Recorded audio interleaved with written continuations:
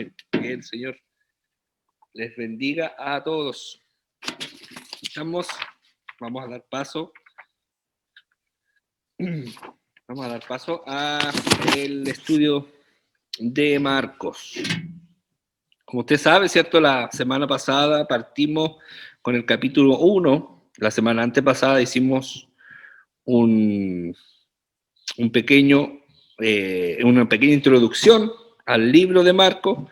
Hicimos la introducción y hoy día vamos a ver ya en el capítulo 1, la segunda parte del capítulo 1, que es desde el versículo 16 al 45. Entonces, la semana pasada trabajamos en lo que fue Marcos 1, del 1 al 15, y tenían sus hojitas inductivas de estudio. Había un texto a memorizar, ¿cierto? Que lo estuvimos compartiendo por el WhatsApp, y algunos hermanos estuvieron enviando sus videitos con este versículo memorizado. Yo les aliento, hermanos, a que hagamos el esfuerzo de memorizar la Escritura. Es importante memorizar la Escritura porque la palabra del Señor dice que de la abundancia de nuestro corazón habla la boca. Si nosotros atesoramos la palabra de Dios, la memorizamos, ella va a dar fruto en nosotros, y a veces en nuestros momentos de necesidad, de dificultad, aflora la palabra y nos guía. O cuando alguien nos pide un consejo, aflora la palabra y nos guía. ¿Ya? Entonces es importante tener la palabra memorizada, atesorada en nuestros corazones. Y el versículo para aprenderse era, ¿cierto?, diciendo: el tiempo se ha cumplido y el reino se ha acercado, arrepentíos y creed al Evangelio. Así era, ¿cierto? Me imagino que muchos se lo aprendieron. Marcos 1:15, y había una hojita de preguntas que es como para ir guiando nuestro estudio en los versículos. Por lo tanto, habían algunas preguntitas ahí. ¿Cómo describe Marcos el inicio del ministerio de Jesús? Usted puede activar su micrófono. Sería bueno que activara su micrófono en este momentito, en un ratito, y para que podamos interactuar y ir contestando estas preguntitas. Y a la vez, si usted tiene alguna pregunta, alguna duda, me la puede hacer saber en este espacio, ¿ya? ¿Cómo describe Marco el inicio del ministerio de Jesús? Lo describe como el principio del Evangelio de Jesucristo. ¿Qué título le da Marco a Jesucristo en su libro?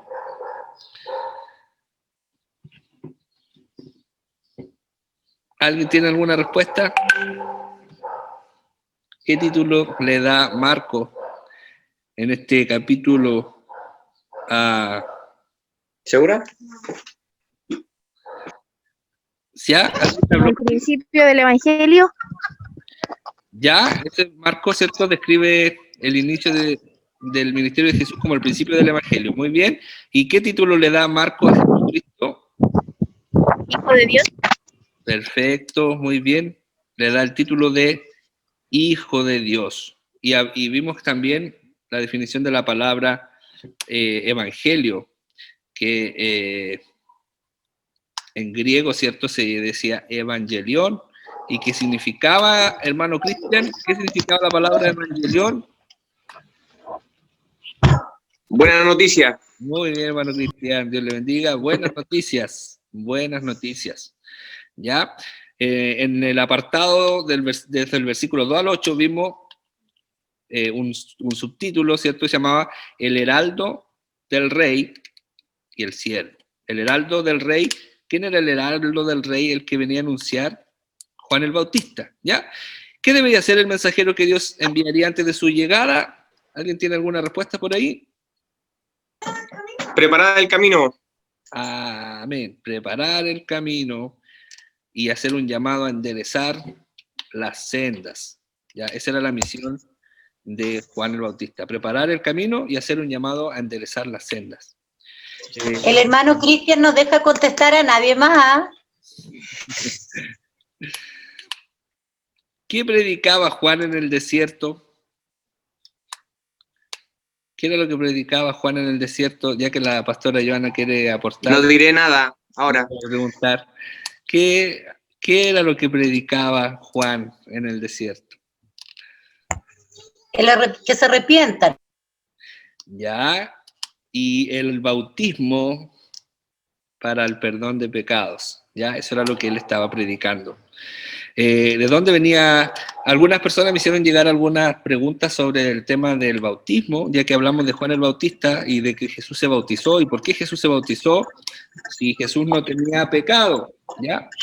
Lo conversamos la clase pasada, ¿por qué Jesús se bautizó si él no tenía pecado? Era una opción o una de las interpretaciones es para identificarse con nosotros los pecadores, y la otra es para hacer el traspaso del sacerdocio levítico que estaba representado a través de Juan, porque su papá era sacerdote y por lo tanto a Juan también le correspondía esta labor, el traspaso del sacerdocio levítico al sacerdocio que nos habla Hebreo es por el orden de Melquisedec, o bajo el orden de Melquisedec, que es el sacerdocio eterno de Cristo, ¿ya? Entonces Jesús se bautizó por estas razones. Ahora, alguien también me escribió y me preguntó si era necesario o era obligación, obligación, sí, bautizarse. La respuesta es, mire, si Jesús, no teniendo pecado, se bautizó, ¿cuánto más nosotros? Como una manifestación de un testimonio público. Por lo tanto, todo creyente debiera bautizarse, ¿ya? Como un testimonio público. La respuesta es simple, más que entrar a pelear que sí, que no, que el bautismo salva o no salva. Nosotros vemos a Jesús, y si Jesús se bautizó y es importante hacerlo, creo que nosotros debemos copiar ese ejemplo, ¿ya? Por lo tanto, habían varias preguntitas. Si alguien queda con alguna duda, me escribe, ¿ya? Teníamos, ¿qué predicaba Juan en el desierto? El bautismo para perdón de pecados. ¿De dónde venía Juan el Bautista para ser bautizados en el río Jordán? ¿De dónde venían a Juan el Bautista para ser bautizados en el río Jordán? Dice, de toda la provincia de Judea y de Jerusalén.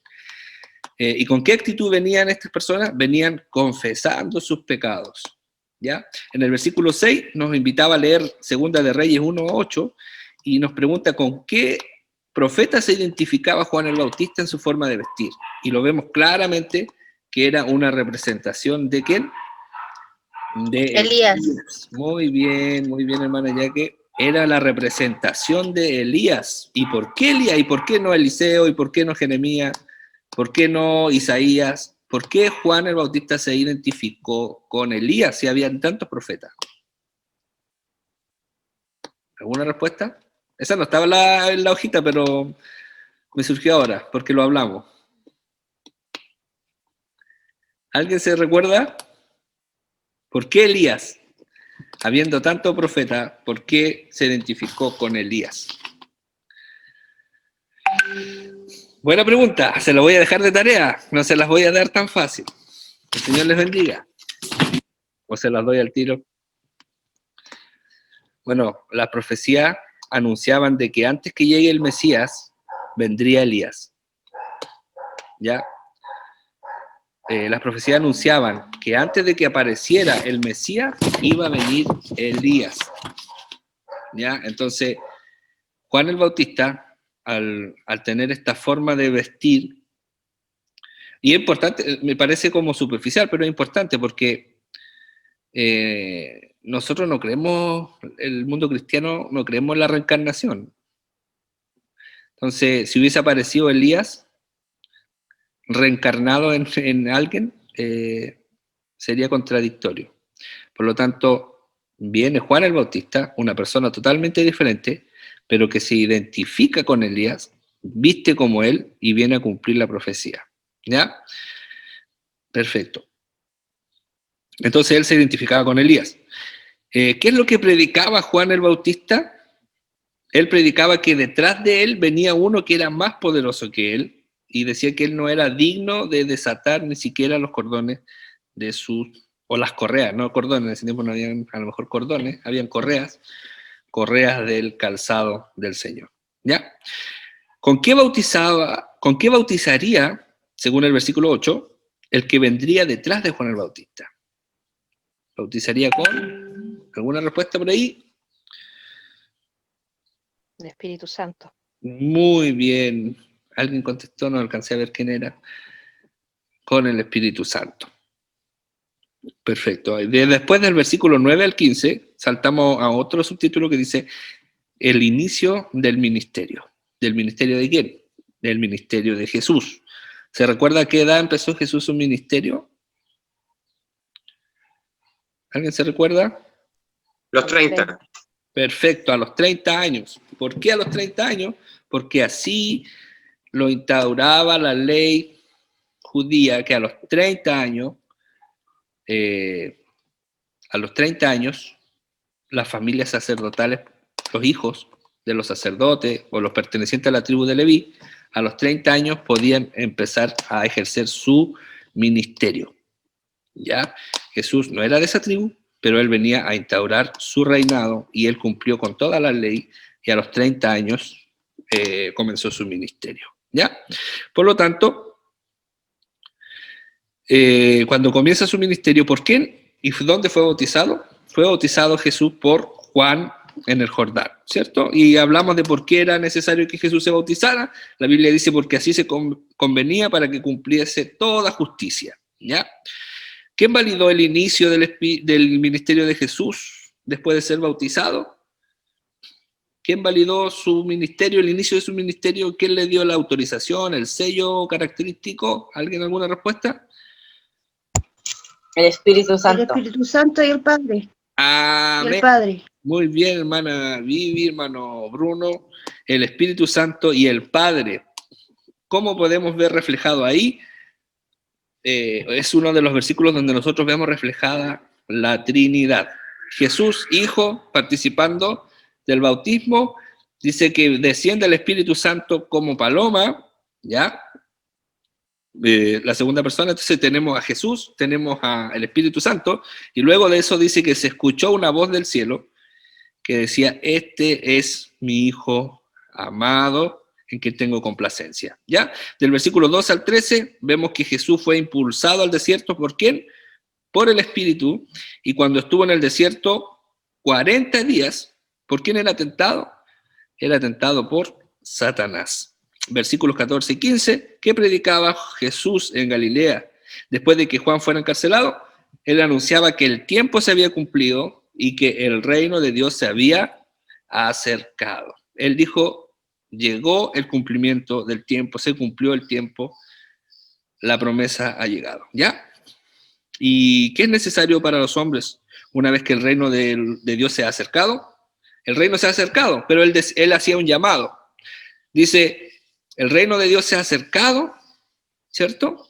Pero hace un llamado también. Un llamado al arrepentimiento y un llamado a creer en el Evangelio.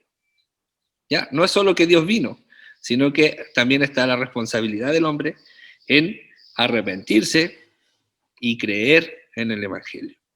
En 2 de Corintios 5:19, ¿cómo describe Pablo ese Evangelio o las buenas noticias? Dice que Dios estaba en Cristo reconciliando consigo al mundo, no tomándole en cuenta a los hombres sus pecados. Amén. Este es el pequeño repaso que hacemos de la clase anterior para que usted vaya corroborando la hojita que tiene y corroborando sus respuestas para que todos vayamos aprendiendo lo mismo y nos vayamos alineando, ¿cierto? Todos con un mismo pensamiento. Que el Señor nos bendiga. Entonces hoy día corresponde pasar a la segunda parte del capítulo 1 del libro de Marcos, capítulo 1, versículo 16 hasta el final. Libro de Marcos, capítulo 1, versos 16 hasta el final. Vamos a dar lectura en el nombre del Señor. Y lo vamos a hacer, mire, yo voy a dar lectura del 16 al 20. Desde el 21 al 28 le voy a pedir a mi hermano Cristian. Desde el 29 al 31 le voy a pedir a mi hermana Elizabeth Riquelme. Desde el 32 hasta el 39 le voy a pedir a mi hermana Viviana, del 32 al 39, de los que estoy viendo acá. Del 40 al 45, le voy a pedir a mi hermano Bruno que lea. Del 40 al 45. Entonces yo voy a comenzar desde el 16 al 20, dice así en el nombre del Señor. Andando junto al mar de Galilea, vio a Simón y a Andrés, su hermano, que echaban la red en el mar, porque eran pescadores. Y les dijo Jesús: venid en pos de mí, y haré que seáis pescadores de hombres. Y dejando luego sus redes, le siguieron. Pasando de allí un poco más adelante, vio a Jacobo, hijo de Zebedeo, y a Juan, su hermano, también ellos en la barca, que remendaban las redes. Y luego los llamó, y dejando a su padre Zebedeo en la barca con los jornaleros, le siguieron. Y entrando en Capernaum, y los días de reposo, entrando en la sinagoga, enseñaba, y se admiraban de su doctrina, porque les enseñaba como quien tiene autoridad, y no como los escribas. Pero había en la sinagoga de ellos un hombre con espíritu inmundo, que dio voces, diciendo: ah, ¿qué tienes con nosotros, Jesús Nazareno? ¿Has venido para destruirnos? Sé quién eres, el Santo de Dios. Pero Jesús le reprendió diciendo: cállate y sal de él. Y el espíritu inmundo, sacudiéndole con violencia y clamando a gran voz, salió de él. Y todos se asombraron, de tal manera que discutían entre sí, diciendo: ¿qué es esto? ¿Qué nueva doctrina es esta que con autoridad manda aún a los espíritus inmundos y le obedecen? Y muy pronto se difundió su fama por toda la provincia alrededor de Galilea. Amén. Amén. Amén. Al salir de la sinagoga, vinieron a casa de Simón y Andrés con Jacobo y Juan. Y la suegra de Simón estaba acostada con fiebre, y enseguida le hablaron de ella. Entonces él se acercó y la tomó de la mano y la levantó, e inmediatamente le dejó la fiebre, y ella le servía. Amén. Cuando llegó la noche, luego que el sol se puso, le trajeron todos los que tenían enfermedades y los endemoniados, y toda la ciudad se agolpó a la puerta y sanó a muchos que estaban enfermos de diversas enfermedades, y echó fuera muchos demonios, y no dejaba hablar a los demonios porque le conocían. Levantándose muy de mañana, siendo aún muy oscuro, salió y se fue de un lugar desierto, y allí oraba. Y le buscó Simón y los que con él estaban, y hallándole le dijeron: todos te buscan.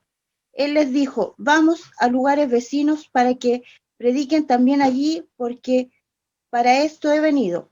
Y predicaba en las sinagogas de ellos en toda Galilea, y echaban fuera los demonios.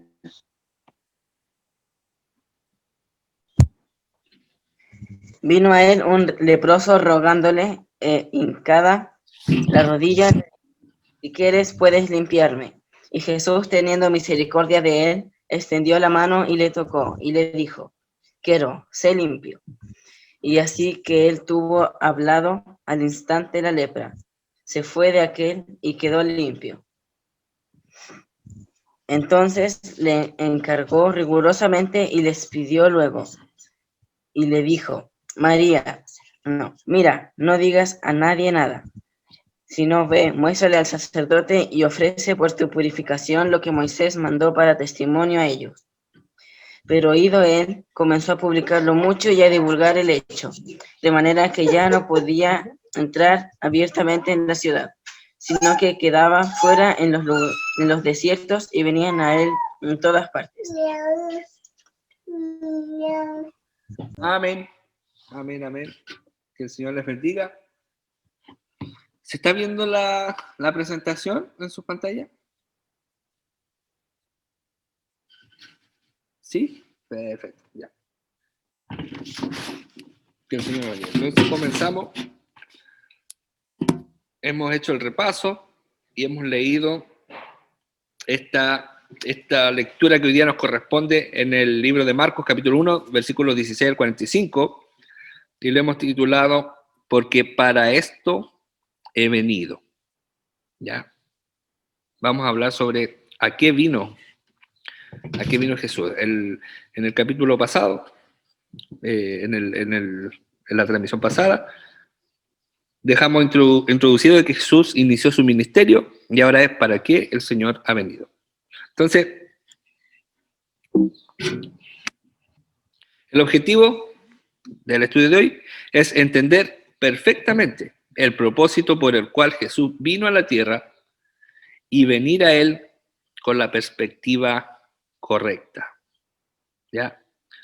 Entender perfectamente el propósito por el cual Jesús vino a la tierra y venir a Él con la perspectiva correcta. Jesús vino a este mundo, hizo un llamado y mucha gente se acercó a Él, pero no todos se acercaron con la perspectiva correcta. Por eso es importante que nosotros aprendamos a acercarnos a Cristo con la perspectiva correcta. ¿Ya? El texto a memorizar para esta semana es Marcos 1:38, que dice: Él les dijo, vamos a los lugares vecinos para que predique también allí, porque para esto he venido. Y eso ya nos está dando una anunciación, podríamos decir, ese versículo del tema que hoy día estamos hablando. ¿Para qué Jesús ha venido? Para esto he venido. ¿Para qué ha venido? Aquí lo está diciendo. Ya, para predicar. Entonces, desde el versículo 16 al 20, vamos a ver, el subtítulo dice el encuentro. Esto es como para ordenar un poquito y tener como un orden en el estudio. Del 16 al 20 vamos a hablar sobre el encuentro. Del 21 al 28 vamos a hablar del desencuentro. Desde el 29 al 31 vamos a hablar sobre la restauración. Desde el 32 al 39 sobre lo importante. Y del 40 al 45 sobre lo incorrecto. Ya vamos a ir desarrollando estos temitas durante la clase de hoy día. Entonces, Marcos 1:16 al 18 nos dice: andando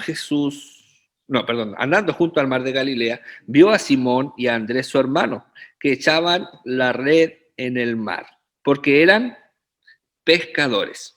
Vamos a detener un poquito ahí. En el tiempo de Jesús, no existían las universidades, ya no existían las instituciones de preparación como hoy día nosotros conocemos, pero había algo similar, que era estudiar a los pies de algún estudioso de la Escritura. ¿Se recuerda usted Pablo? Hay una descripción de Pablo que dice que Pablo era o había sido educado a los pies de Gamaliel. ¿Ya?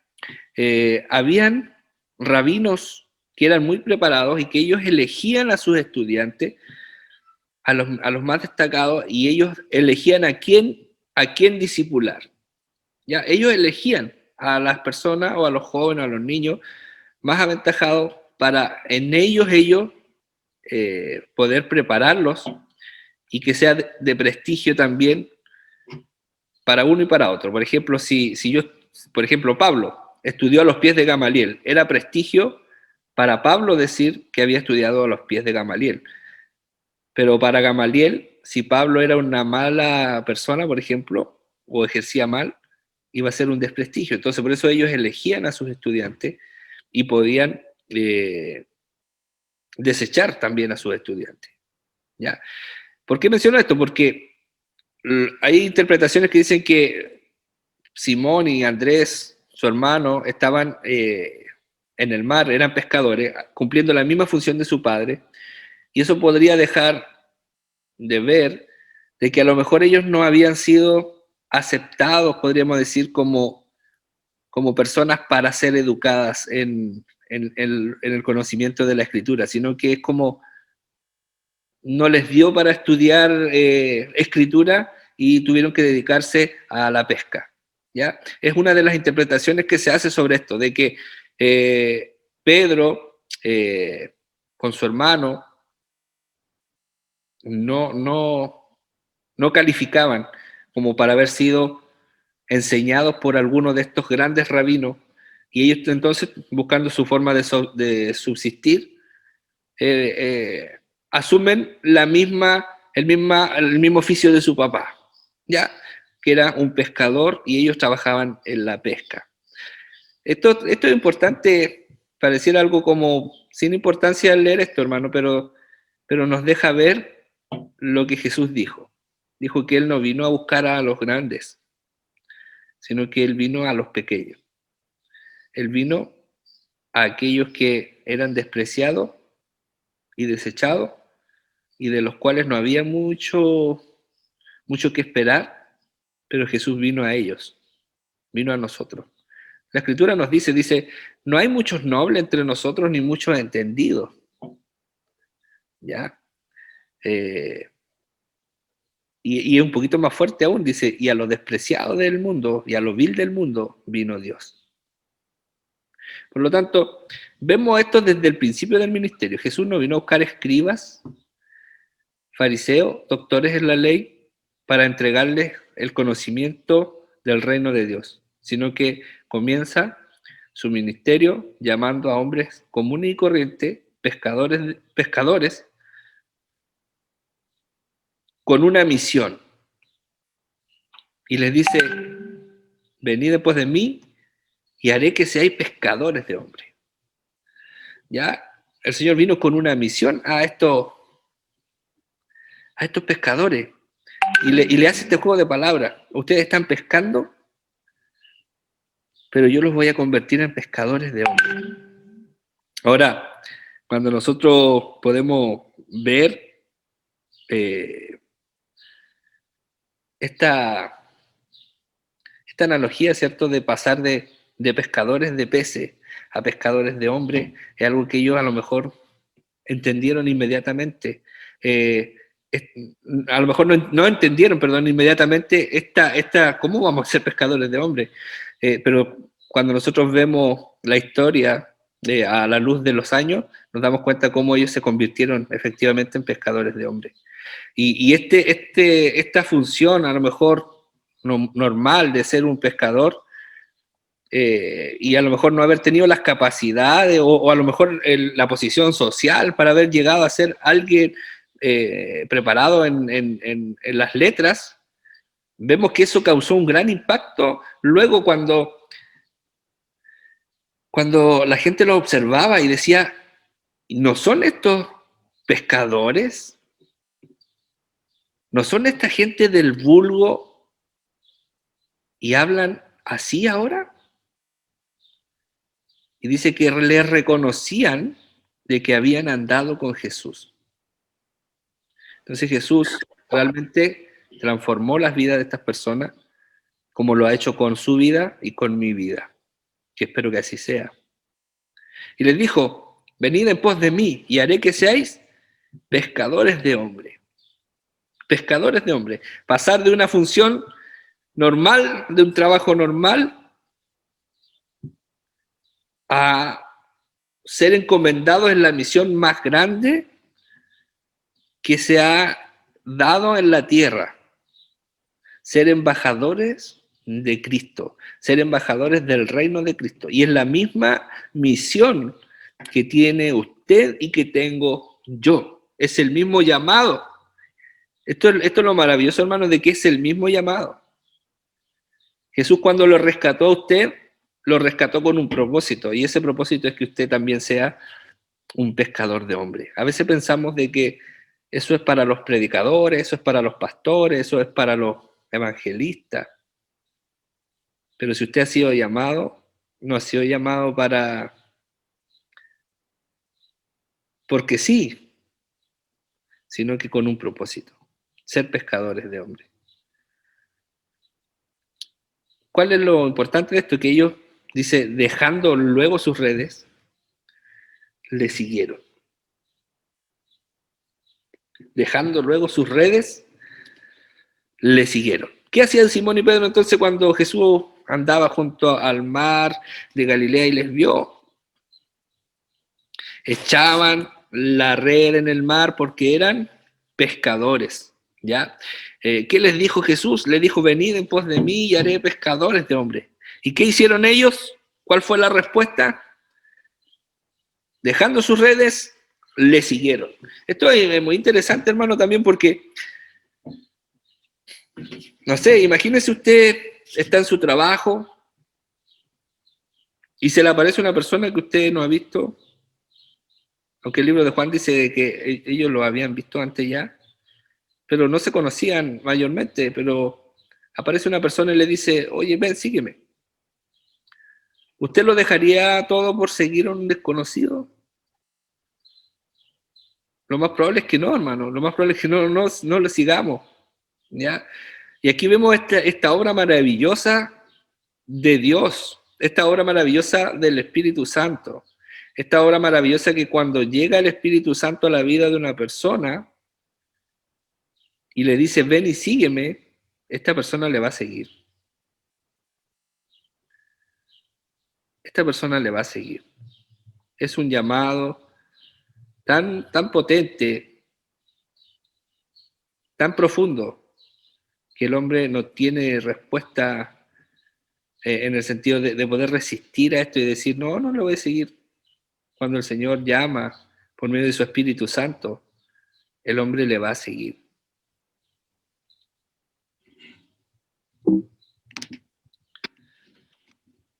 En el versículo 19 y 20 vemos, dice, pasando de allí un poco más adelante, vio a Jacobo, hijo de Zebedeo, y a Juan su hermano, también ellos en la barca, que remendaban las redes. Y luego los llamó y dejando a su padre Zebedeo en la barca con los jornaleros, le siguieron. Vemos que esta segunda etapa, podríamos decir, que pasaron de allí, dice, un poco más adelante, y vio a otro personaje, a Jacobo, hijo de Zebedeo, y a Juan, que se transformaría en el más cercano. Primero vimos a Simón, hermano, y a Andrés. Después vemos a Jacobo y a Juan. Y Pedro, Jacobo y Juan, vemos que ellos luego se convierten en los discípulos más cercanos de Jesús. Cuando Jesús salía a algún lugar y decía, necesito a 3, él llevaba a estos 3. Y aquí vemos a estos 2 hermanos, Juan y Jacobo, que estaban en la barca de Zebedeo, su papá, y ellos estaban, dice acá, remendando las redes. Y luego los llamó. Y dejaron a su padre y le siguieron. Nuevamente vemos la misma dinámica. Jesús pasa, ve a unas personas, los llama, ellos dejan todo y siguen al maestro. Es como una radiografía de lo que pasa en nuestras vidas. Jesús apareció en nuestras vidas. Él nos vio, nos conoció, dice la Escritura, desde antes de la fundación del mundo. Nos conoció, nos llamó.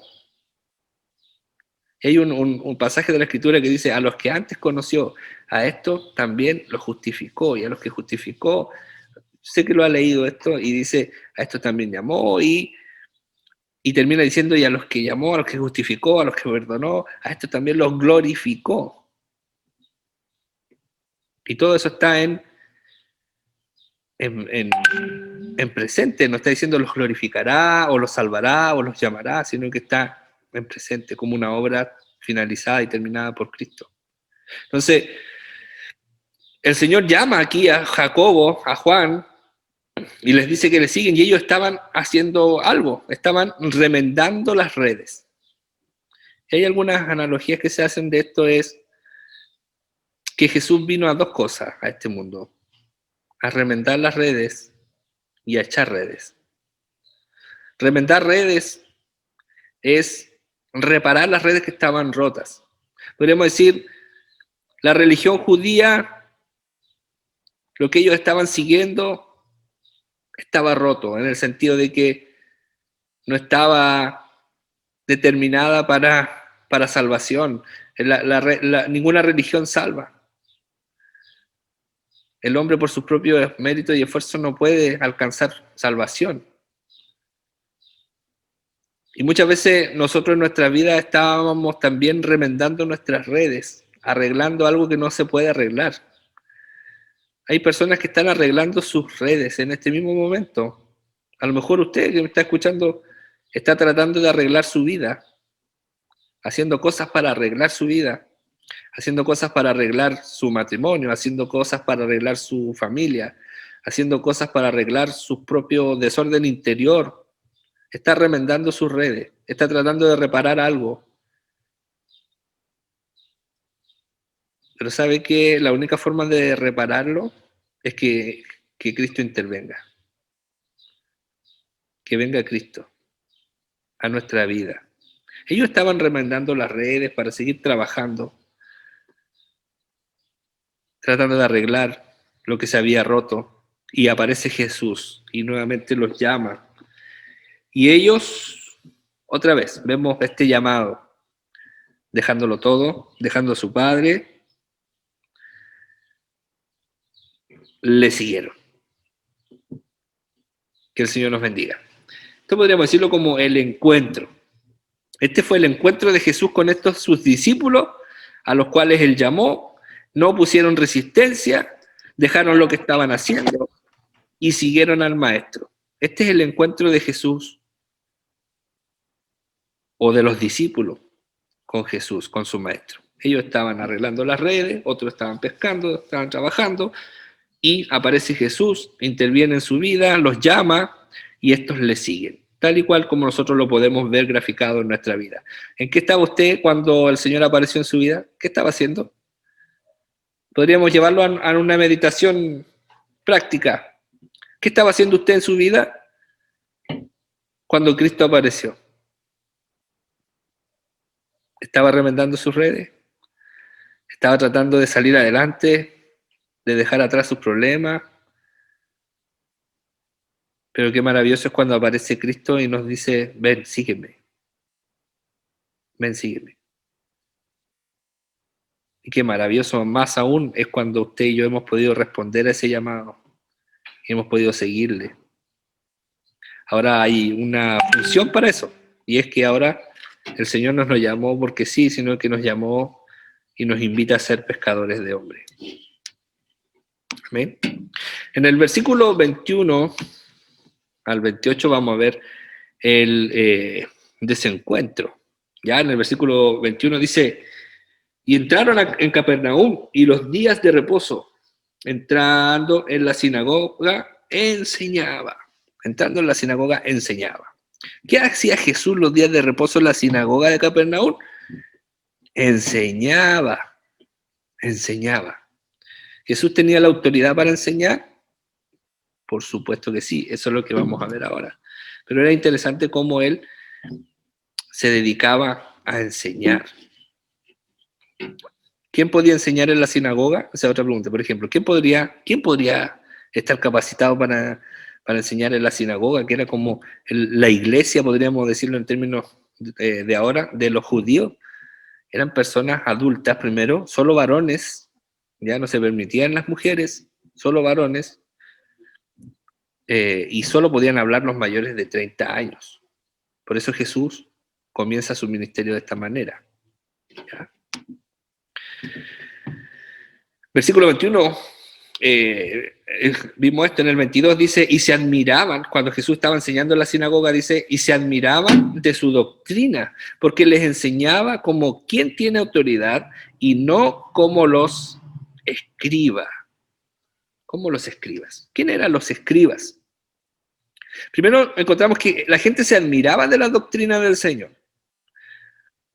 Se admiraban de la doctrina porque les enseñaba como quien tiene autoridad y no como los escribas. Los escribas eran personas muy preparadas, podían ser ya sea fariseos o podían ser saduceos. Ya, en la época de Jesús, en este tiempo, habían dos grupos políticos religiosos. Unos eran los fariseos y otros eran los saduceos. ¿Ya? Los fariseos Era un grupo que había surgido durante este periodo de los 400 años de silencio. En la Biblia católica hay un libro que se llama Los Macabeos.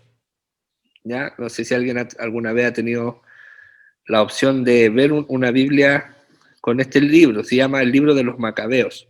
Y ahí narra la historia de cómo un grupo de personas se rebeló contra el imperio que lo tenía prisionero y hicieron una batalla ahí, la guerra de los Macabeos. ¿Ya? Y durante esa rebelión surgió un grupo que se llamaban los fariseos, que eran personas celosas de la ley, que ellos creían de que la única manera en que Dios no los castigara y regresara. ¿A qué voy con que Dios los castigara? Es que ellos consideraban que estar bajo el yugo romano, ellos estaban invadidos por los romanos, era un castigo de Dios. Entonces, la única forma de que Dios los liberara de ese castigo era cumplir fielmente la ley. Porque ellos decían, en nuestro pasado, nuestro pueblo fue llevado cautivo a Babilonia porque ellos desobedecieron la ley. Y hoy día estamos nuevamente cautivos ahora, pero en nuestro propio territorio, por los romanos. ¿Por qué? Porque hemos desobedecido la ley. Entonces necesitamos volver a la ley y ellos ponían toda su esperanza en la ley. Esto hacía de que se exacerbaran los mandatos de la ley y se les fuera poniendo más y más y más carga y restricciones y prohibiciones, buscando la santidad para agradar a Dios por medio de la ley. Por eso Jesús tuvo muchos desencuentros con los fariseos y en una ocasión Jesús dice, hagan lo que ellos dicen, pero no hagan lo que ellos hacen. Escuchen lo que dicen, pero no hagan lo que ellos hacen. Esto retrata cómo era su comportamiento. O sea, ellos tenían mucho conocimiento, ellos tenían absorbida la ley en el conocimiento, pero no la tenían absorbida en su interior para poder llevarla a cabo. ¿Ya? Y por otro lado estaban los saduceos, que los saduceos eran un grupo también político-religioso, que ellos eran un poco más relajados en ese aspecto, eran gente de más alta alcurnia, tenían mayores privilegios, y ellos no les incomodaba mucho que estuvieran los romanos siempre y cuando sus privilegios no se tocaran. Entonces ellos tenían sus creencias, pero eran un poco más livianos que los fariseos. Y los escribas podían ser fariseos o saduceos. Cualquiera de los dos partidos ellos podían ser. Habían escribas fariseos, pero también habían escribas saduceos. ¿Ya? Pero la función del escriba era aprender la escritura y enseñarla, aplicar, enseñar la ley, todo lo que era referente a la escritura lo sabían ellos, ¿ya? Los escribas.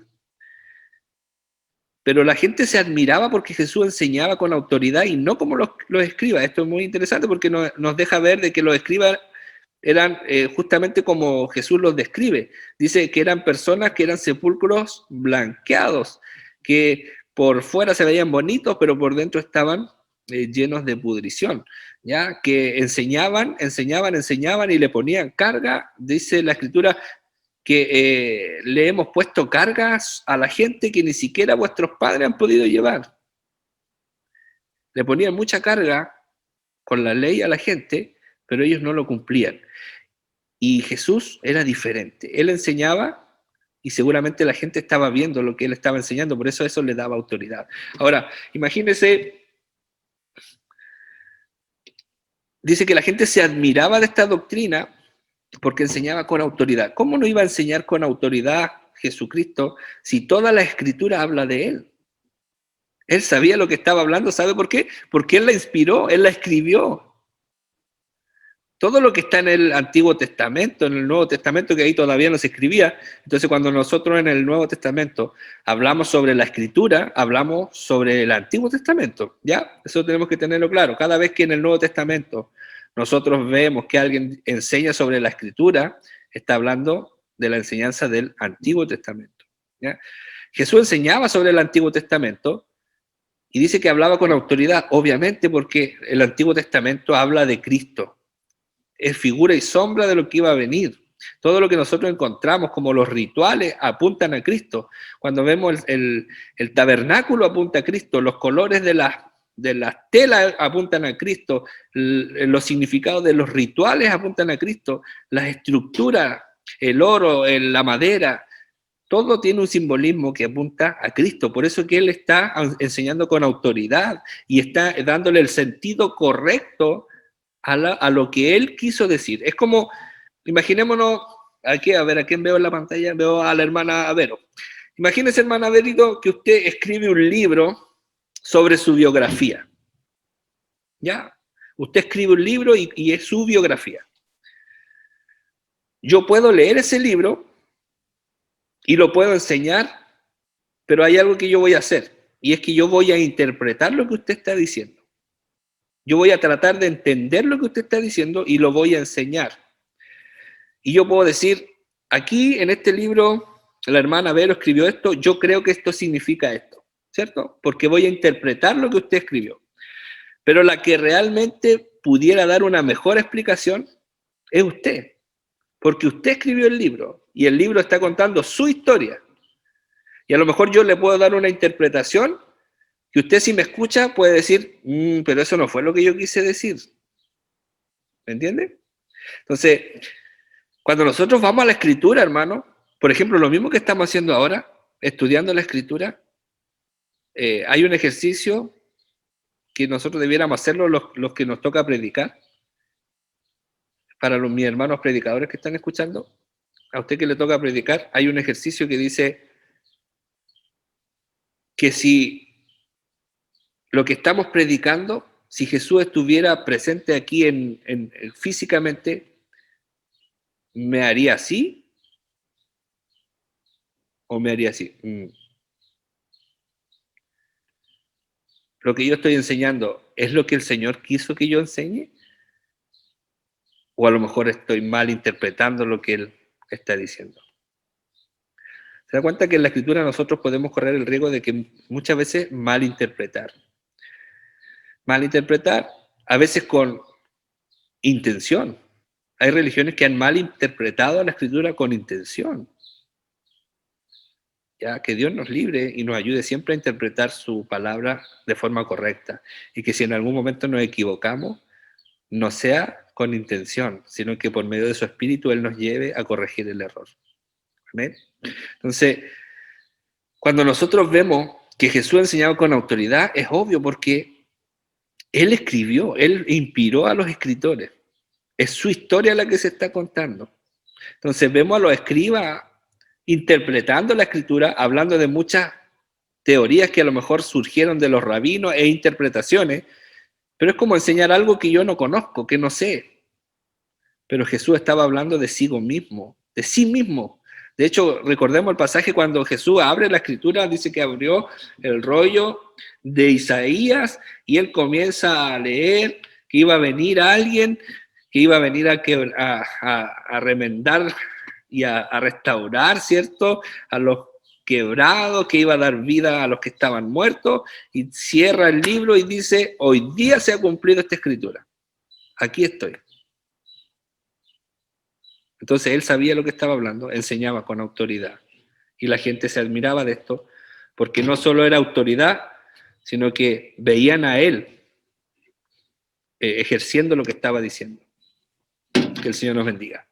Del 23 al 25 dice, pero había en la sinagoga de ellos un hombre con un espíritu inmundo, que dio voces diciendo, ¿qué tienes con nosotros, Jesús Nazareno? ¿Has venido para destruirnos? Sé quién eres, el Santo de Dios. Pero Jesús le reprendió diciendo, cállate y sal de él. Es interesante este pasaje, o esto lo que acabamos de leer, esta situación. ¿Se imagina usted estar ahí y ver este encuentro o este desencuentro entre Jesús y este espíritu? ¿Qué hizo Jesús con el espíritu que daba voces diciendo, ¿qué tienes con nosotros, Jesús Nazareno? ¿Has venido a destruirnos? Sé quién eres, el Santo de Dios. La pregunta es,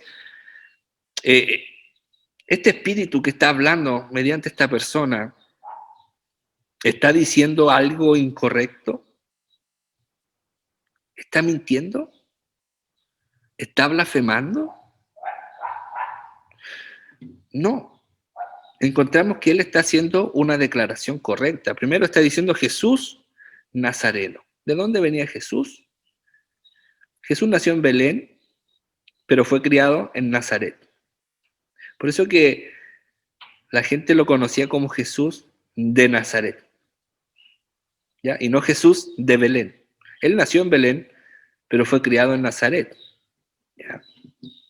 Esa es la historia, ¿cierto?, de que ellos vivían en Nazaret, José y María vivían en Nazaret, pero como fue el censo, él tuvo que viajar y ir a donde habían nacido sus padres, en este caso José, que era de la tribu de descendientes de David, y ahí tenía que ir él a censarse, y por ese motivo Jesús nació en Belén, pero él no vivía ahí, sino que vivía en Nazaret. Por lo tanto, ¿está diciendo alguna mentira? No, Jesús era nazareno. ¿Has venido, dice acá, para destruirnos? ¿A qué había venido el Señor? ¿A qué vino? Dice la Escritura que Él vino a destruir las obras de la carne. O sea, vino a destruir este imperio del mal, vino a destruir el pecado. O sea, ellos sabían a qué había venido el Señor. Había venido a destruirnos, a destruirlos, a ellos. Sé quién eres. El Santo de Dios. ¿Era el Santo de Dios? Esta palabra Santo de Dios es el ungido de Dios, el apartado por Dios, el enviado de Dios. ¿Era Jesús el Santo de Dios? Sí, era el Santo de Dios. Entonces la pregunta es ¿por qué Jesús se enoja y por qué le dice sal de él?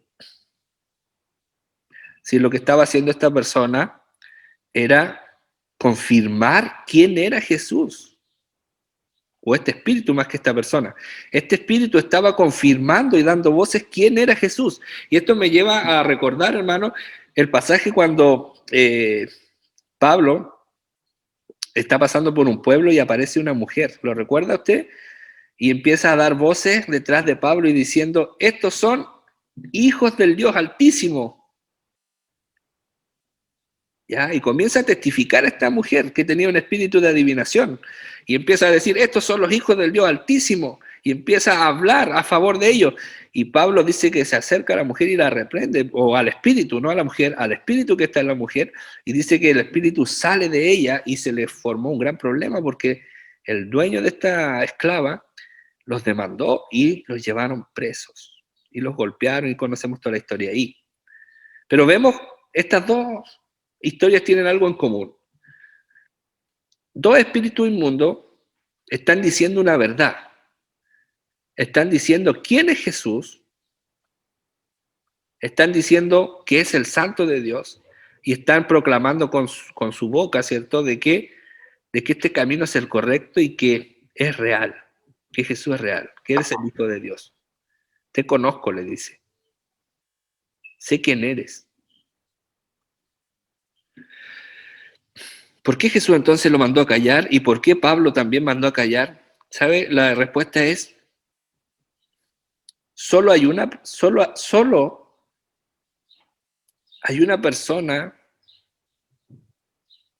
no una persona, solo hay una entidad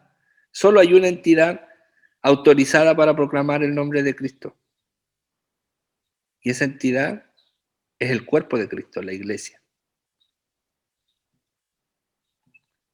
Solo la palabra de Dios, la Biblia, y solo la iglesia tienen la autoridad para proclamar el mensaje de Dios.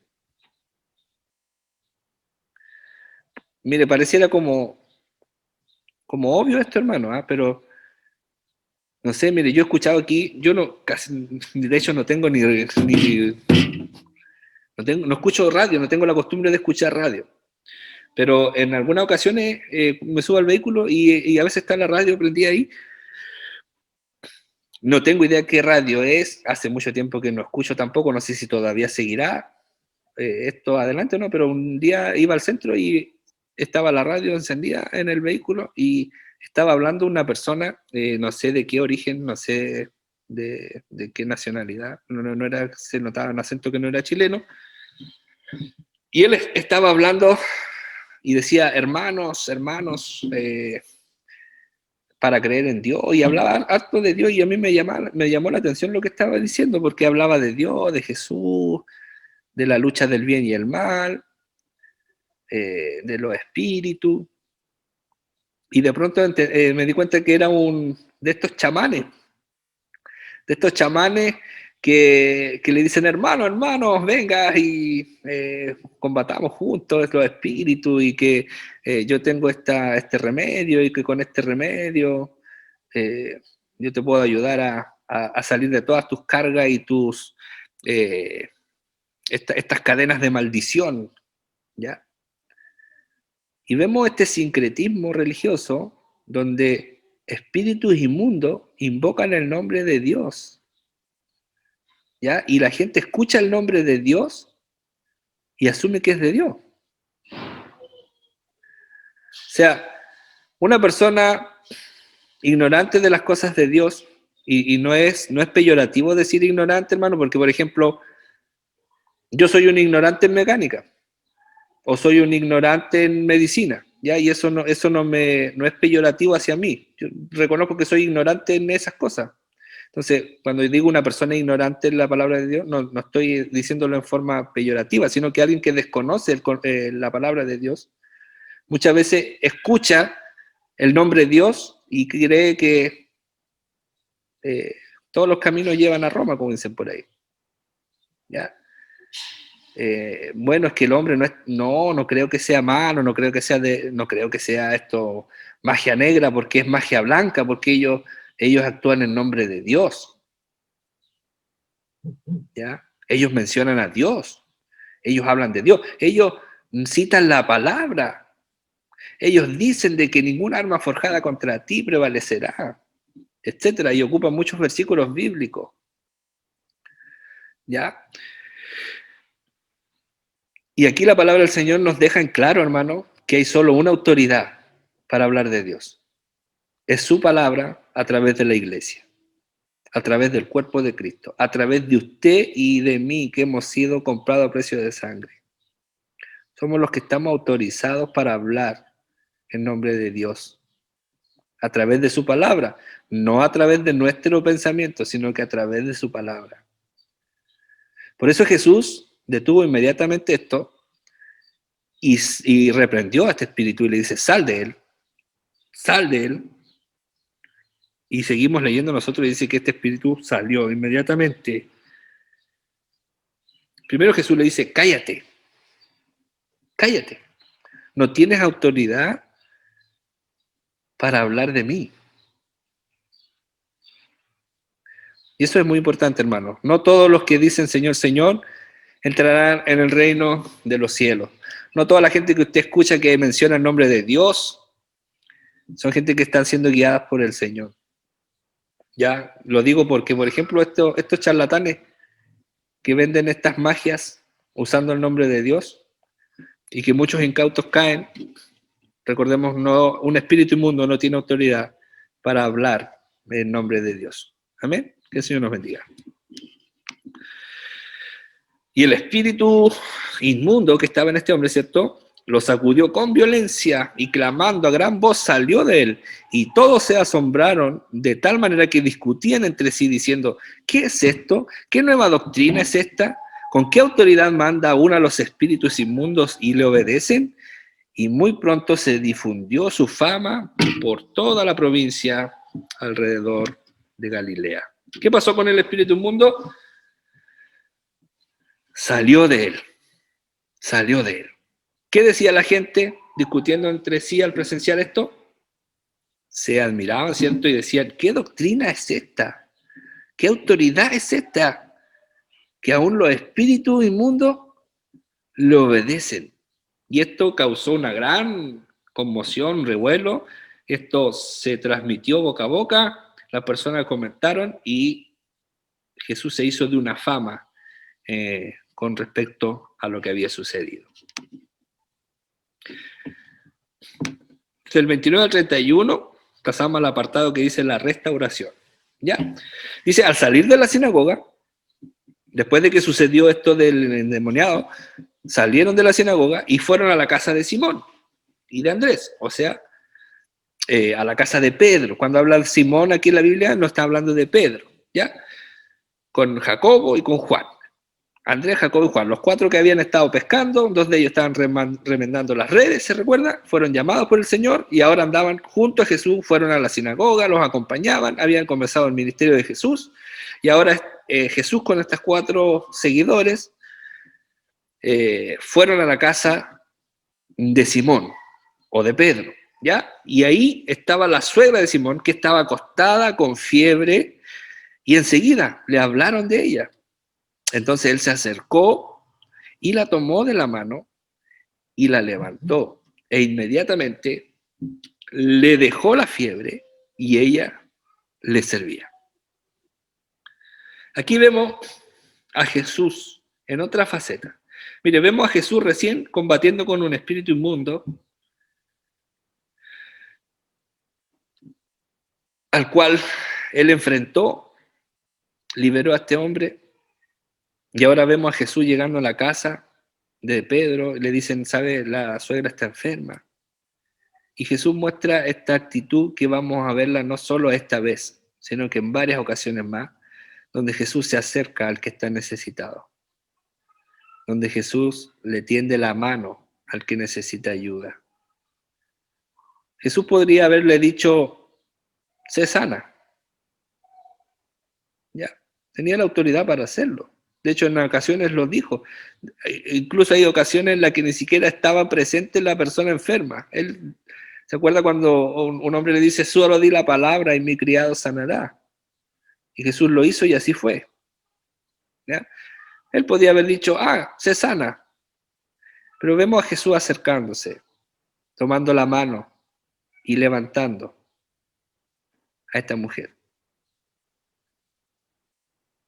E inmediatamente lo que estaba oprimiendo a esta mujer, que era en este caso la fiebre, le dejó y ella le servía. Si nosotros hiciéramos una aplicación práctica a nuestra vida es, ¿cuál era la fiebre que usted la tenía postrada en cama o usted lo tenía postrado en su enfermedad, espiritualmente hablando? ¿Qué era lo que usted lo tenía ahí, sin fuerza, acostado, sin ánimo? A lo mejor sin deseo ni siquiera de seguir en esta vida. Pero aparece Jesús, nos entiende, se acerca a nosotros, extiende su mano y nos levanta. Y esta fiebre, esta enfermedad, este problema, se va. Y más que una enfermedad física, el problema del pecado, hermano, la carga de pecado que ningún hombre puede sacarse de encima, cuando Jesús nos levanta, es quitada. Cuando Jesús extiende su mano y nos levanta, esta carga de fiebre, del pecado, nos deja.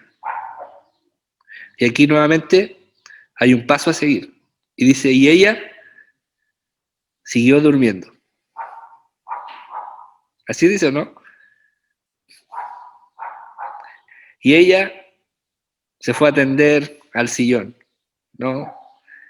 Ella salió a pasear. Ella, cuando le dejó la fiebre, se fue de vacaciones. No, dice, y ella le servía.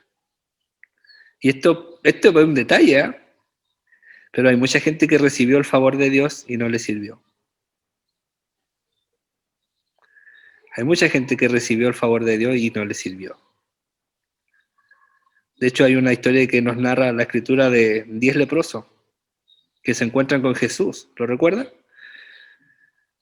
Y Jesús le dice, vayan, caminen y van a ser sanos.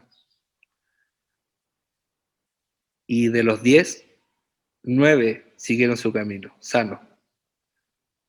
Y solo uno, regresó a donde el maestro. Entonces Jesús sanó a mucha gente, lo vamos a ver en un ratito más. Pero aquí hay una diferencia, dice, y ella le servía. Inmediatamente el Señor la sana y ella se pone al servicio del Señor. Y en algo me imagino yo cotidiano, hermano, o sea, me imagino que ella se levantó y se sintió bien y le dijo, pasen, tomen asiento, siéntese por aquí, yo los voy a atender. Que el Señor nos bendiga. Que nosotros nos podamos ir viendo reflejados en esto, hermano. De cómo el Señor nos rescató, cómo el Señor nos levantó. La pregunta es, ¿qué pasó después? ¿Le estamos sirviendo? ¿O nos quedamos con el favor nomás de que el Señor nos libró de las fiebres que teníamos? ¿Le estamos sirviendo? ¿Qué hizo Jesús al saber que la suegra de Pedro estaba acostada con fiebre? Fue, ¿cierto? Le tomó de la mano y lo levantó. ¿Qué sucedió inmediatamente? La fiebre le dejó, ¿cierto? Y ella comenzó a servir al Señor. Muy bien. Versículos 32 al 39, apartado dice, lo importante. Cuando llegó la noche, ¿ya? ¿Qué noche? La noche del día que estaban, cuando Jesús, mire, Jesús pasó a buscar a los discípulos, los llamó, ellos le siguieron, al otro día fueron a la sinagoga, estuvo con ellos en la sinagoga, ese día en la tarde se fueron a la casa de Pedro, sanó a su suegra,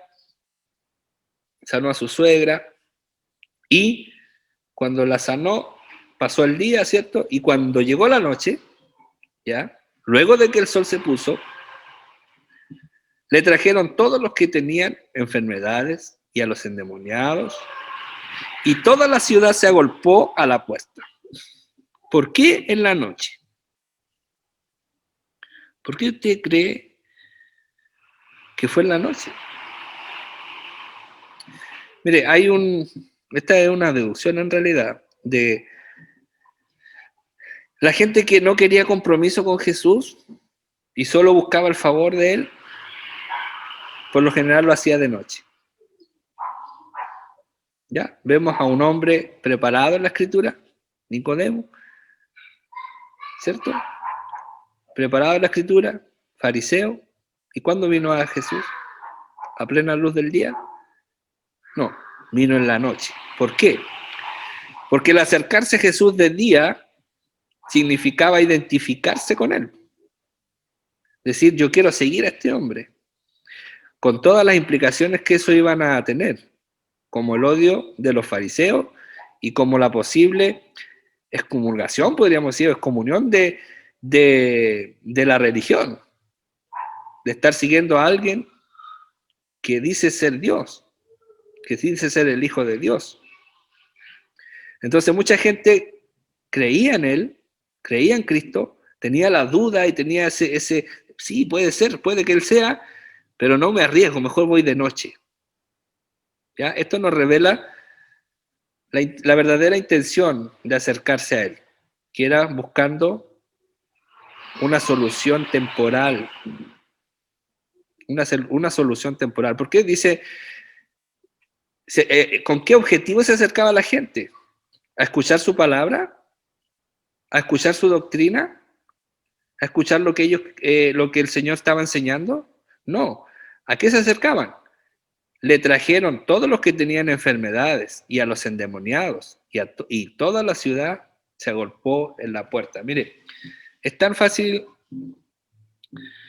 hermano, llevarlo a nuestro día cuando hacer un ejercicio, mire, si nosotros ponemos un letrero en nuestra iglesia, aquí afuera, ya, mandamos a hacer un letrero muy bonito y le ponemos con lucecita, hacemos unas invitaciones en internet, las ponemos en Facebook y decimos, mañana, gran jornada de sanidad. Venga, ¿está enfermo? Venga para que sea sano. ¿Ya? ¿Usted cree que va a venir gente?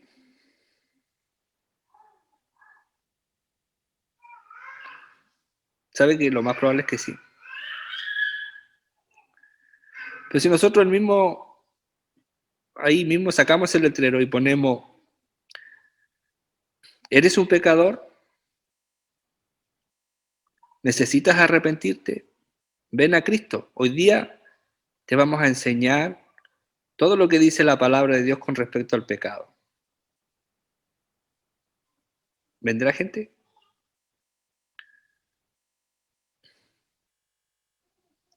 O más fácil aún, llevándolo a nuestra propia realidad.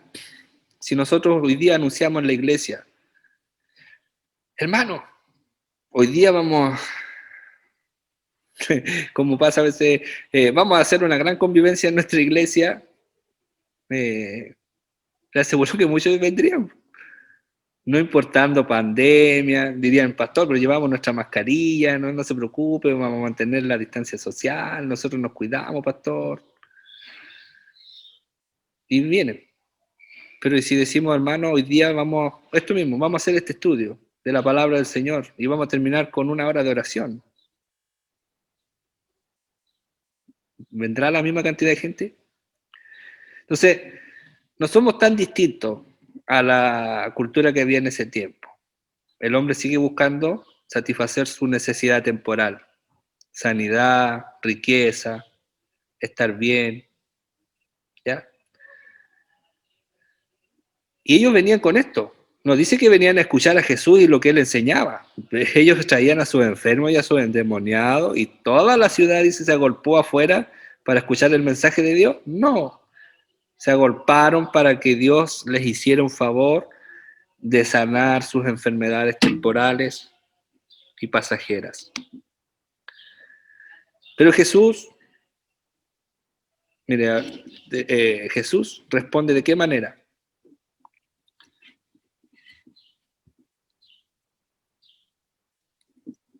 Jesús responde sanando. Y sanó a muchos. Mire, aquí hay dice que vinieron todos. Le trajeron a todos los que tenían enfermedades. Nos dice a varios. Sabe que todos los enfermos del pueblo estaban ahí. Así lo dice la Escritura. Y les trajeron a todos los que tenían enfermedades y los endemoniados. O sea, afuera de la casa de Simón Pedro, estaban todos los enfermos y todos los endemoniados del pueblo. Todos. ¿Ya? Y aquí en el versículo 34 dice, ¿y Jesús los sanó a todos? No, dice, y sanó a muchos. ¿Ya? Jesús hizo esta obra social, podríamos decir, obra de misericordia, porque a eso él había venido también. Dice que a traer esperanza. ¿Ya? Y sanó a muchos de los que estaban enfermos, de diversas enfermedades, y echó fuera muchos demonios. Y no dejaba hablar a los demonios, porque estos le conocían. ¿Ya? Y volvemos al punto anterior. ¿Por qué él no los dejaba hablar? Porque el único autorizado para dar testimonio de Cristo es su palabra a través de la iglesia. ¿Ya? Su palabra, y por medio de ella nosotros como hijos de Dios. Entonces Jesús, ¿qué hizo? Sanó a muchos de ellos, no a todos, pero sanó a muchos de ellos. ¿Ya? Lo que es importante, acá dice lo importante, ¿cierto? Es que Jesús sanó a muchos de ellos, pero no era lo más importante eso.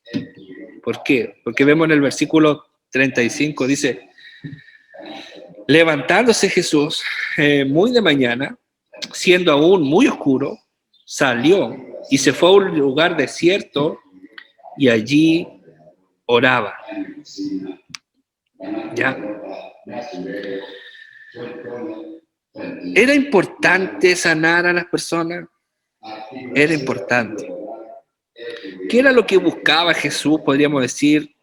Mire, si nosotros lo viéramos en términos comunicacionales, imagínense lo que es esto en términos comunicacionales. O sea, si Jesús quería darse a conocer, lo había logrado. Si Jesús quería ser famoso, lo había logrado. O sea, estaba toda la ciudad detrás de él. Pero Jesús se levantó de mañana y se fue a un lugar desierto y allí oraba. Y esto para nosotros, hermanos, es una aplicación práctica para nosotros. No importa lo ocupados que estemos, si Jesús dejó un tiempo para orar, ¿cree usted que será necesario para nosotros? Si Jesús dejaba un tiempo para apartarse en soledad y hablar con su Padre, ¿será importante para nosotros?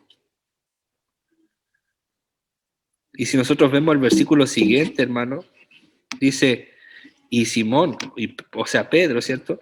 Y Pedro le buscó, y los que con él estaban, o sea, los 4 discípulos fueron y lo hallaron y le dijeron, todos te están buscando, todos te buscan, toda la gente te está buscando, o sea, estamos siendo famosos, está aprendiendo nuestra religión, o sea, estamos saliendo adelante, nos estamos haciendo notar. Pero ¿sabe que Jesús no estaba buscando esto? Jesús prefería estar a solas con su Padre. Y esto es una aplicación práctica para nosotros, hermanos. Incluso para nosotros, o para mí, como pastor, muchas veces las cosas, la iglesia, las actividades nos demandan mucho tiempo. Pero aunque nos demande mucho tiempo y aunque las cosas estén yendo muy bien y la iglesia esté creciendo y eso demande más trabajo, nosotros, para los líderes de grupo, lo mismo. No, eso no puede reemplazar a nuestra búsqueda en intimidad, a nuestro lugar desierto, apartado con el Señor. ¿Es importante las actividades? Sí. ¿Usted cree que no era importante que Jesús atendiera a la gente? Sí, era importante. Pero había algo mucho más importante, que era estar en comunión con el Señor, con su Padre. Y si nosotros lo vemos en nuestra propia vida, hermano, es como si usted aparta un tiempo del día para orar, para buscar al Señor, no va a faltar algo que va a tratar de impedir ese momento. Que la visita, que llegó el primo, que el tío, que el sobrino, que el niñito se cayó, que le está pidiendo su leche, que etcétera. Tantas distracciones.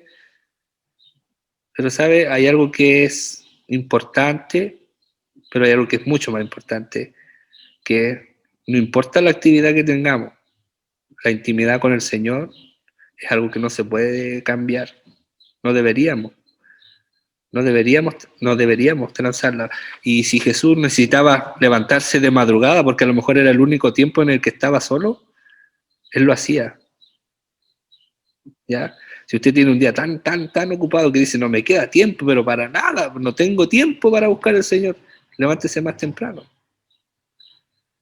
Jesús dice que todavía ni amanecía y Él se había ido a orar. ¿Por qué? Porque no le alcanzaba el tiempo si Él estaba todo el día ocupado. Entonces, siempre hay tiempo cuando consideramos y cuando le damos las prioridades que corresponden al Señor.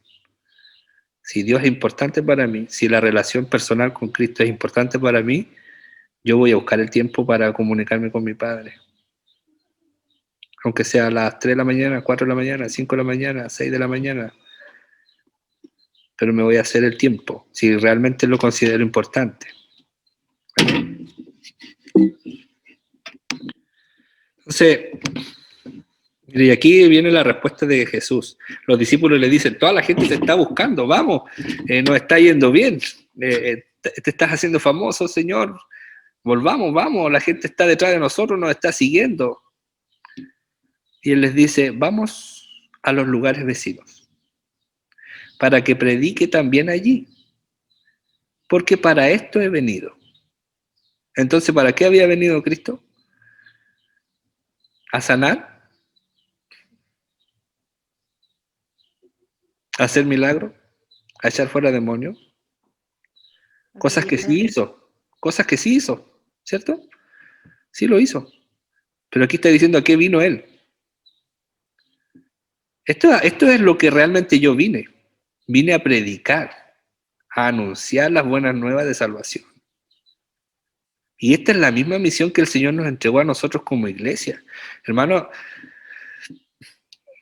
no tengo nada contra las campañas de sanidad, pero creo que es una obra que el Señor hace en su misericordia, pero no es la misión principal de la iglesia.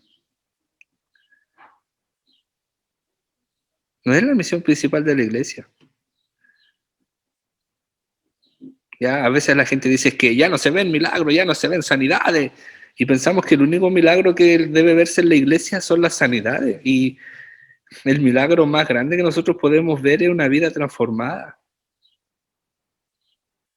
Es creer en el Evangelio. ¿Qué mayor milagro que es, hermano, cuando la palabra del Señor dice, y mis seguidores, o sea, nosotros como iglesia, mayores cosas harán? Y nos imaginamos ¿qué mayores cosas, hermanos? Si Jesús resucitó a un muerto, ¿qué mayores cosas que esas vamos a hacer? Es imposible que hagamos cosas mayores que esos milagros. Se está refiriendo a que hay algo mayor, que es la salvación del alma. Esa es la misión de la iglesia, anunciar el Evangelio de Cristo para salvación y ver a alguna persona ser transformada, ver a una persona experimentar el milagro del nuevo nacimiento es algo mucho mayor que ver a alguien levantarse de entre los muertos físicamente, o alguien levantarse de una silla de ruedas, o que alguien se sanó de tal o cual enfermedad. ¿Que es bonito y que es emocionante? Por supuesto que sí. Pero ¿y qué pasa si esa persona es sanada y nunca entrega su vida a Cristo? ¿De qué sirvió? No sirvió de nada. Pero hay un milagro que es mucho más grande, que es el nuevo nacimiento. Y a eso vino Cristo, a anunciar esto. Por eso dice, vamos a los lugares vecinos para que predique también allí, porque para esto he venido. O sea, vino a predicar. Y predicaba en las sinagogas de ellos en toda Galilea y echaba fuera los demonios. Jesús complementaba su tarea principal, que era predicar, con estas obras de carácter temporal, podríamos decir, de las necesidades de las personas, ya sean enfermedades o enfermedades, o saciar hambre. Cuando Jesús, las personas estaban hambrientas, dice que lo estaban siguiendo, ya 3 días nos vienen siguiendo, están hambrientos, y el Señor hace un milagro y les da de comer. Entonces Él se preocupó de estas necesidades básicas y físicas nuestras, pero su objetivo principal o importante era hacer volver al hombre de su pecado y que buscara y conociera a Dios a través de él, de Jesucristo. Lo incorrecto, versículos 40 al 45. Vino a él un leproso, ya después de esto, vino a él un leproso rogándole, e hincada la rodilla, le dijo, si quieres, puedes limpiarme. Y Jesús, teniendo misericordia de él, extendió la mano y le tocó y le dijo, quiero, sé limpio. ¿Ya? Esta historia la vamos a contrarrestar en el próximo capítulo, porque hay otra historia ahí y la vamos a juntar, así que ahí vamos a hablar un poquito de esta también. Hoy día le vamos a dar una pincelada nomás a esta. Pero vemos a este hombre leproso. Primero, cuando Jesús encontró a algunas personas, decía que le asombró la fe de ellos, o les dijo, grande es tu fe. Pero aquí vemos a un hombre que no se menciona su fe, solo que le dice, ¿sabes? Si tú quieres, puedes limpiarme. Algunos pueden interpretar eso como humildad, o algunos lo pueden interpretar como falta de fe, de no saber frente a quién estaba. Algunos, me refiero a algunos intérpretes de la Escritura, dicen, sí, él demuestra su fe o demuestra su humildad diciendo, Señor, yo no merezco nada, si tú quieres, límpiame. Ya que es una forma de interpretarlo. Pero otra forma de interpretarlo también es decir, mira, realmente no sé si este será el Señor o no, pero si quieres, límpiame, a ver si puedes, una cosa así. Y Jesús dice, teniendo misericordia de él, ya al verle con esta enfermedad, él extendió su mano y le tocó y le dijo, quiero, sé limpio. ¿Ya? ¿Por qué me inclino un poquito a pensar en que este hombre no se acercó con la actitud correcta, por eso lo titulamos lo incorrecto, por lo que sucede después de esto. ¿Ya? Jesús lo sanó, tuvo misericordia de él y lo sanó. Pero ¿qué hizo él? Veamos. Dice, y así que él hubo hablado, al instante la lepra se fue de aquel hombre, ¿cierto? Y quedó limpio. Entonces Jesús le encargó algo y no le dijo algo así, oye, mira, te pido esto, sino que dice, entonces le encargó rigurosamente. Ya, esta palabrita es importante. Le encargó rigurosamente, o sea, le dijo, mira, te pido por favor, haz esto lo que yo te voy a decir, pon atención a lo que te voy a decir. Y le encargó rigurosamente y le despidió luego y le dijo, mira, no digas a nadie nada, sino ve, muéstrate al sacerdote y ofrece por tu purificación lo que Moisés mandó para testimonio a ellos. ¿Ya? Y ese a ellos es importante, porque mire, Jesús sana a este leproso y le dice, mira, te encargo rigurosamente que hagas lo que yo te voy a decir. Tienes que hacer esto. Anda y preséntate al sacerdote, presenta la ofrenda que dice la ley que tienes que presentar, lo que ordenó Moisés, para testimonio de los sacerdotes. ¿A qué se está refiriendo Jesús aquí? Le voy a pedir a alguien que, por favor, me busque Levíticos 14. Hermano Cristian, ¿me puede buscar Levítico 14, por favor?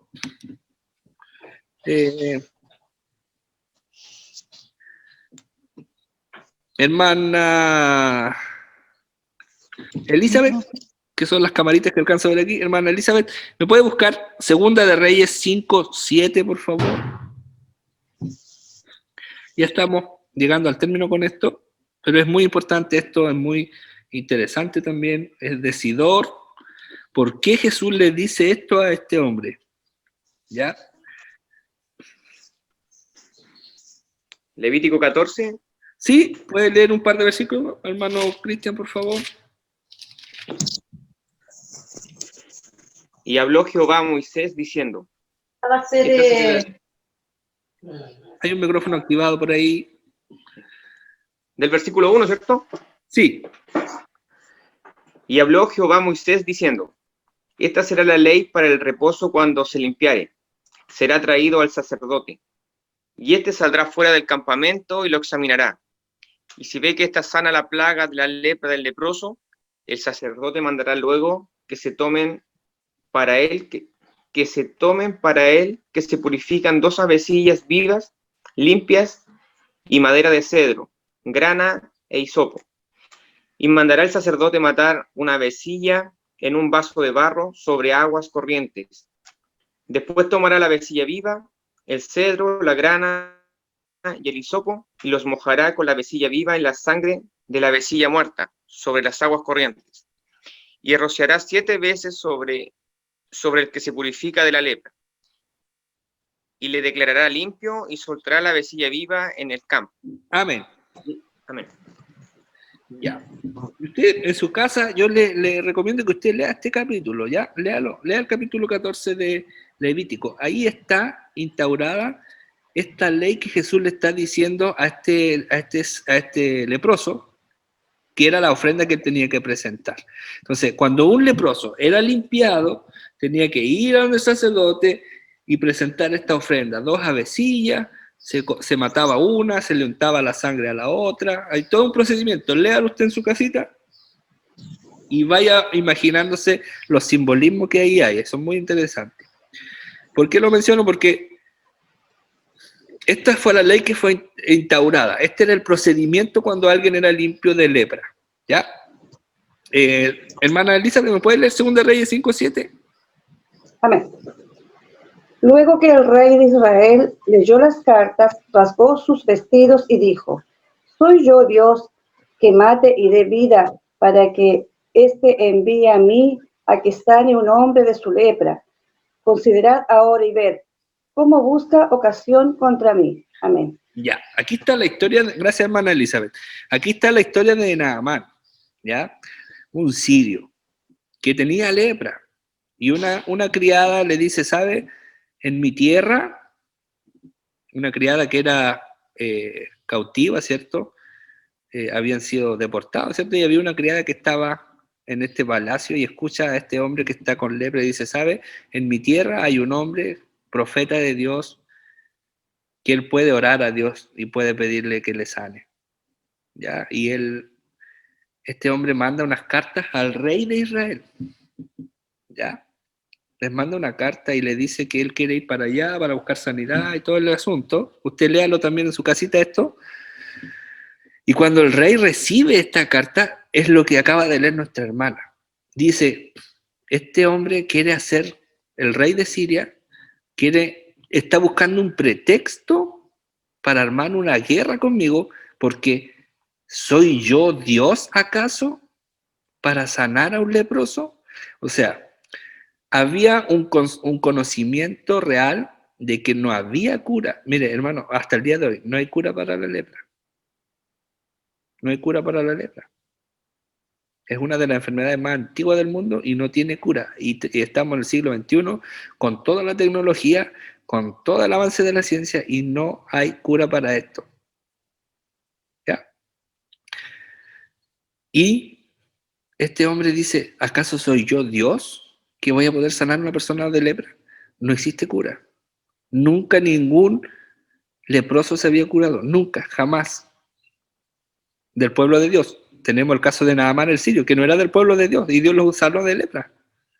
Entonces, había un testimonio. ¿Cuál testimonio? Era que solo Dios podía sanar de lepra. O sea, una persona que era sana de lepra era porque Dios había intervenido. No había otra opción, no hay un tratamiento hasta el día de hoy. O sea, si una persona tiene lepra y es sanada, obviamente la ciencia va a tener que reconocer nuevamente que es un milagro, que es un milagro. Entonces, esta enfermedad no tiene cura. Entonces, así como no tenía cura hace 2.000, 3.000, 4.000, 5.000 años atrás, hoy día todavía no tenemos cura. Y si alguien tiene lepra y es sanado, es un milagro de Dios, hay que reconocerlo así. Entonces, pero entonces, ¿por qué hay instaurada un protocolo, podríamos decir, ahora que tenemos tan internalizada la palabra protocolo? ¿Por qué hay un protocolo establecido en la Biblia sobre una persona que es sanada de lepra? Si esto nunca ha sucedido, ¿por qué Dios dejó instaurado un protocolo para la persona que era sanada de lepra? ¿Por qué? Volvamos a Marcos y le dice, para testimonio del enfermo, de la gente, no, para testimonio a ellos. ¿A quién? A los sacerdotes. O sea, es como Dios dejó instaurado este protocolo, por llamarlo así, estas órdenes, pero nunca se habían ocupado, porque nunca se había dado el caso. Entonces, ¿qué iba a suceder? Iba a llegar este hombre sanado de lepra, y le hubiese dicho a los sacerdotes, vengo a presentar la ofrenda que dio, porque los enfermos leprosos no eran gente desconocida, la gente sabía quién tenía lepra, porque de hecho tenían que vivir alejados. Y cuando ellos estaban en un lugar y alguien se acercaba, ellos tenían que gritar y decir, leproso soy, leproso soy. Entonces, la gente conocía a los leprosos de su ciudad. Él no era un desconocido. Ahora, este mismo leproso que ellos habían visto un sinnúmero de veces, ahora se iba a acercar y iba a decir, vengo a entregar la ofrenda para mi purificación, porque ya estoy libre de lepra. ¿Qué hubiese dicho los sacerdotes? Hubiesen tenido que ir a su librito y empezar a buscar el manual, ¿qué hacemos en este caso? ¿Y a dónde iban a tener que ir? A Levítico 14. Iban a tener que buscar Levítico y decir, esto es lo que hay que hacer. Mira, nunca en toda la historia de Israel ha sucedido esto. ¿Quién te sanó? Entonces ellos hubiesen tenido que reconocer abiertamente que Jesús era Dios.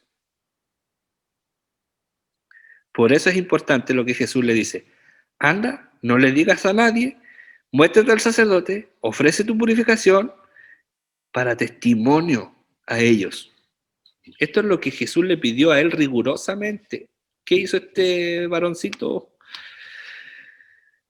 Pero ido él, hizo exactamente lo que Jesús le dijo que no hiciera. A mí me llama la atención, hermano, cómo nosotros somos tan porfiados, nosotros los humanos, siendo los únicos que nos gloriamos en decir que somos la única especie pensante, los únicos con raciocinio, los únicos que tenemos la capacidad de pensar y de establecer acciones de acuerdo a nuestro pensamiento. Y me llama la atención que cuando Jesús le dijo a un burro, no avance, o sea, cuando Dios, perdón, le dijo a un burro, no avance, el burro no avanzó. Cuando Dios le dijo, vengan todos los animales en pareja, todos los animales se acercaron voluntariamente al arca. Cuando Jesús, no sé, le dijo a un cuervo, oye, llévale carne a mi hijo que está allá en tal lugar, el cuervo obedeció. Y así empezamos a ver un sinnúmero de animales que Dios les dio órdenes y obedecieron. Pero cuando Dios le da orden a un ser humano, son pocos los que han obedecido. Y si nosotros nos analizamos a nosotros mismos, no miremos la paja en el ojo ajeno, miremos la viga que hay en nuestros ojos. ¿Somos obedientes al Señor con lo que Él nos ha pedido? ¿Hemos hecho lo que nos ha encomendado?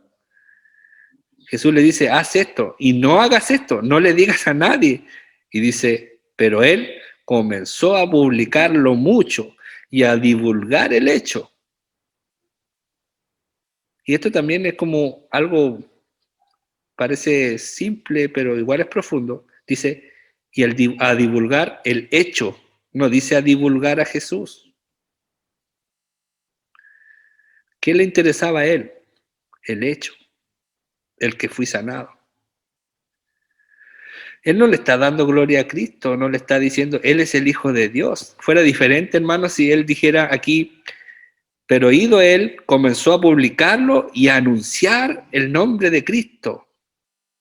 ¿Ya? Como sucede, por ejemplo, con la mujer que el Señor se acercó a ella y le dijo todo lo que ella era. Y esta mujer dice que se apartó de Él y comenzó a anunciar a Cristo diciendo, he encontrado un profeta. ¿Has leído ese pasaje? Porque me ha dicho todo lo que he hecho. ¿Ya? O cuando vemos, por ejemplo, al endemoniado gadareno, que fue encontrado ahí y el Señor lo rescató, lo salvó, lo perdonó, ¿cierto? Lo libertó y él quería seguir a Jesús y Jesús le dice, no, no te vas conmigo, ándate a los tuyos y anuncia cuán grandes cosas ha hecho Jehová contigo. Y él dice que el hombre fue y lo publicó por todas las ciudades que él anduvo. Estuvo predicando el nombre de Cristo. ¿Ya? Pero este hombre dice que él no. Dice, él comenzó a publicarlo mucho y a divulgar el hecho. No dice que anunció a Cristo, sino que empezó a publicar que yo me sané. ¿Ya? De manera que ya Jesús no podía entrar abiertamente en la ciudad, sino que se quedaba fuera, en los lugares desiertos. Y venían a él de todas partes. Que el Señor nos bendiga. Qué importante es, hermano, obedecer al Señor. Qué importante es lo que hoy día hemos conversado, lo que hemos tratado. Hemos visto cómo el Señor se apareció a hombres, los llamó, lo dejaron todo y le siguieron. Tal como el Señor se apareció en nuestra vida, espero que cada uno de nosotros, algunos estaban remendando redes, tratando de arreglar su vida con sus propias terapias, con su propia forma de tratar de solucionar el mundo, pero de pronto aparece Jesús, ¿cierto? Y nos dice, ven, sígueme, y por gracia y misericordia de Él le seguimos. Su llamado fue irresistible y le seguimos. Encontramos después cómo Él le enseñaba con autoridad, con autoridad. ¿Por qué? Porque Él era la palabra, Él tenía autoridad para hablar porque estaba hablando de sí mismo, de su vida, está hablando de Él. Por lo tanto, vemos también esto, vemos cómo el Señor sanó, cómo el Señor no permitió primero de que los espíritus inmundos hablaran sobre Él, ¿ya? Porque es algo que está reservado para la iglesia a través de su palabra. Vemos también cómo el Señor restauró la salud de la suegra de Pedro, que estaba con fiebre, ¿cierto? Y fue sanada y le servía. Y el Señor nos lleva a reflexionar a que cómo el Señor también hizo la obra en nosotros, de qué enfermedad nos sanó espiritualmente hablando. La pregunta es, ¿le estamos sirviendo? Después vemos que lo importante a lo que vino Jesús, no vino solo a sanar, sino que vino a predicar, a anunciar el Evangelio. Y vemos, por último, la actitud incorrecta de este hombre, que se le envió a hacer algo que iba a ser muy importante que él lo hubiese hecho, pero no lo hizo, y en vez de ser una bendición, pasó a ser un tropiezo, en el sentido de que después Jesús no podía andar tranquilo porque la gente no lo dejaba. Ya también mencionamos de que por muy ocupados que estemos, debe ser primordial para nosotros el apartarnos en soledad a comunicarnos con nuestro Padre. Amén. Que el Señor les bendiga. El Señor les bendiga a cada uno de ustedes que hoy día hemos podido participar de este estudio de la palabra del Señor. Las hojitas quedan disponibles, se las voy a compartir por el WhatsApp. Hay algunos que las imprimen en sus casas, otros, si no tienen la oportunidad de imprimirla, pase a buscarla acá a la iglesia, las vamos a tener impresas. Y las actividades para los niños también van a ser enviadas por los profesores de la escuela dominical. Las actividades para los jóvenes también va a ser enviada por nuestro hermano que está a cargo de los jóvenes. Y así durante esta semana toda la iglesia estamos trabajando en el libro de Marcos capítulo 1, versículo 16 al 45, no olvidando nuestro versículo a memorizar, que era Marcos 1:38, donde nos explica a qué vino Jesús. Amén. Que el Señor nos bendiga, mis hermanos. Le voy a pedir a mi hermano Cristian que nos lleve en una oración para agradecer al Señor por este tiempo de su palabra. Padre amado, te damos gracias, Señor, porque nos permites reunirnos a estudiar de tu palabra, Padre eterno. Hay tantas cosas importantes, Señor, que hemos aprendido el día de hoy. Y una de ellas, Señor, es que tú has venido a predicar, viniste a predicar tu palabra, Señor. Gracias. Lo importante, Señor, que tú has venido a salvar, Padre amado, más que cualquier otra cosa, Señor. Pero dentro, Señor, de las enfermedades y de lo que a veces nos tiene mal, Señor, tú también nos sanas, Padre amado, por tu misericordia. Y podemos ver tu misericordia también reflejada, Señor. Aunque tú viniste a hacer una cosa, Señor, también pudiste sanar a muchos, Padre amado. Amén. Porque a ti, Señor, a lo mejor te hacía sentir pena, Padre amado, y tuviste misericordia de ellos. Y aún así el día de hoy, Señor, en estos tiempos tú también sanas, mi Dios, pero también salva. Y eso es lo importante, Señor. Si tan solo pudiésemos comprender, Señor, que eso es lo más importante, la salvación de nuestra alma, Padre eterno. Amén. Habría muchas cosas, Señor, y muchas cosas que nos podríamos ahorrar, Padre amado, porque a veces no comprendemos tu propósito, mi Dios. Te pido una bendición por cada uno de mis hermanos, que cada uno de nosotros podamos cada día aprender de este estudio que estamos haciendo, tener el interés, Señor, de poder aprender de tu palabra, buscarte, Señor, y como decía también tu palabra, Señor, tener un tiempo apartado para ti, porque tú te lo mereces, Señor, y en eso fallamos muchas veces, de no dejar un espacio para ti, Señor, en comunión, porque lo necesitamos hablar contigo a solas y estar a solas un tiempo contigo, mi Dios, llorar a tus pies, Padre amado, y hablarte, Señor, porque a ti no te podemos engañar, Padre amado, sino que a ti podemos contarte todas nuestras cosas, todos nuestros temores, Señor, nuestras flaquezas y nuestras debilidades, Padre amado. No hay nadie más en que podamos confiar más que en ti, mi Dios. Ayúdanos, Señor, a apartar un tiempo para ti. Y, Señor, derramar nuestro corazón a ti, Padre eterno. Necesitamos de ti, mi Dios, cada día necesitamos, Señor, aprender más de ti, tomarnos de tu mano.